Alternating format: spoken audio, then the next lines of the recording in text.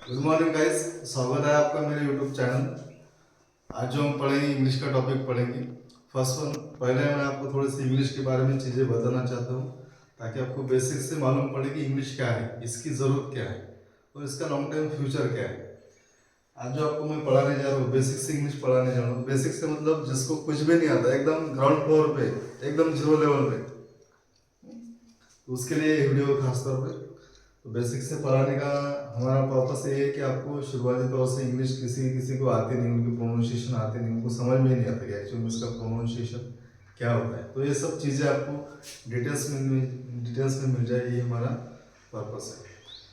तो चलो शुरू करते हैं हम इंग्लिश का पहला topic, that is called as the basic.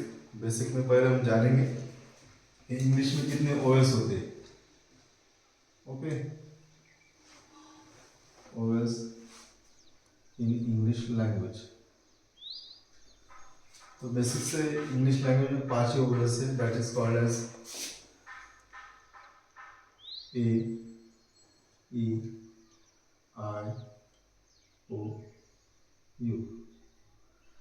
Basic से जो आपके साउंड से प्रोनाउंसिएशन है वो यही से चालू होते हैं।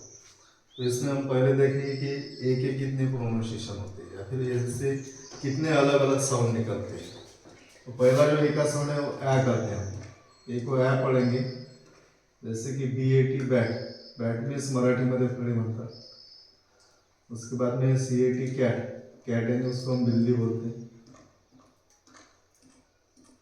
उसके बाद में RAT रैट। रैट है उसको हम चूहा बोलते हैं। उसके बाद में FAN फैन। फैन को हम पंखा बोलते हैं। MAN man. मैन आदमी बोलते हैं। दूसरा जो साउंड है ए का, उसको हम अ पढ़ते हैं, अ, जैसे कि ALL ऑल। क्या पढ़ेंगे हम? ALL all. ऑल यानी सब, पूरे। उसके बाद में BALL बॉल। बॉल यानी गेंद। बॉल यानी गेंद। CALL call.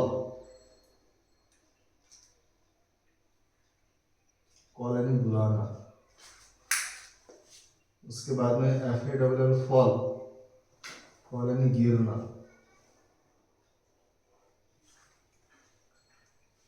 उसके बाद में WALL वॉल। वॉल यानी जो है दीवार। यहाँ से लेकर यहाँ तक के इंग्लिश में आपके सॉरी ए के आपके 2 साउंड्स हो गए। एक बोलते हैं ए, दूसरा हो गया अ।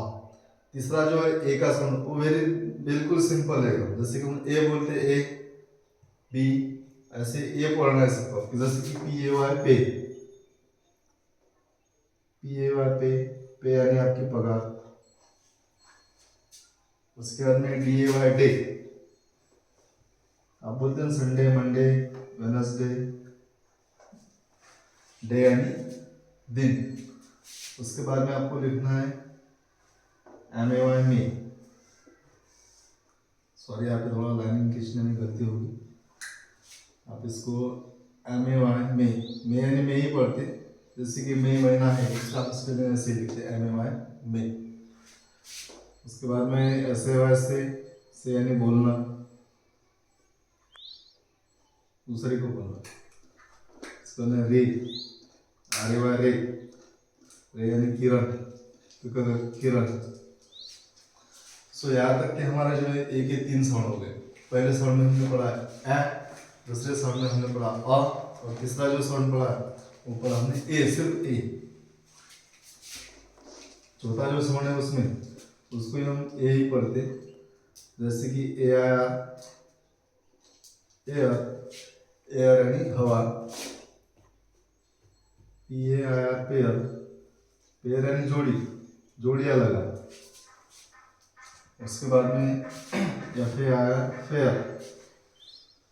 फेयर यानी गोरा कलर जिसको बोलते, या फिर फेयर यानी बराबर भी बोल सकते हैं। इंग्लिश का पहले बात समझना, इंग्लिश में एक ही प्रोनाउंसिएशन रहते मगर उसके अलग अलग मीनिंग होते। मीनिंग मतलब ये बात पहले समझ लो, नहीं तो मैं बोलूँगा कि कभी कभी क्या होता है कि FAIR फेयर फिर यानी गुआरन होता है या फिर बराबर होता है। वैसे ही FARE अगर आप लिखोगे फेयर तो उसका मतलब होता है कि भाड़ा देना। तो इसलिए हमें वो चीज़ें नहीं देखना, हमें सिर्फ अभी इसको प्रोनाउंसिएशन कैसे करते वही सब देखना है। उसके बाद में वो सब आपको क्लियर हो जाएगा कि इसकी मीनिंग कैसे रहती है, इसके स्पेलिंग्स अलग कैसे रहते हैं। Okay, so let's continue it. उसके बाद में CHAIR चेयर, चेयर यानी कुर्सी।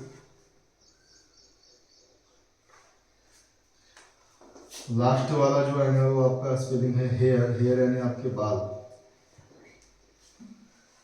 यहाँ तक कि आपके एक ही 4 साउंड्स हो गए, ए, अ, ए और ए। ओके, उसके बाद में यही स्पेलिंग हम कंटिन्यू करेंगे मगर इसको अलग तरीके से लिखते हैं, जैसे कि CARE केयर, केयर यानी संभालना। Let's second one is DARE dare, dare यानी हिम्मत करना।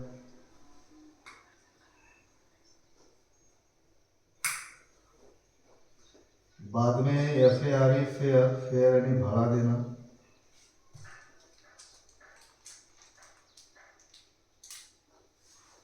MARE मेयर, मेयर यानी बॉडी।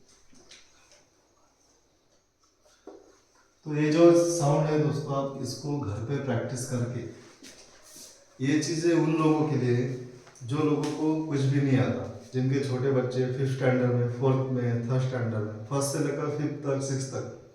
क्योंकि बहुत सारे स्कूल में ऐसा होता है कि आप 5th स्टैंडर्ड तक जाते बच्चे मगर पढ़ते नहीं आता, 3rd स्टैंडर्ड में, 4th स्टैंडर्ड में।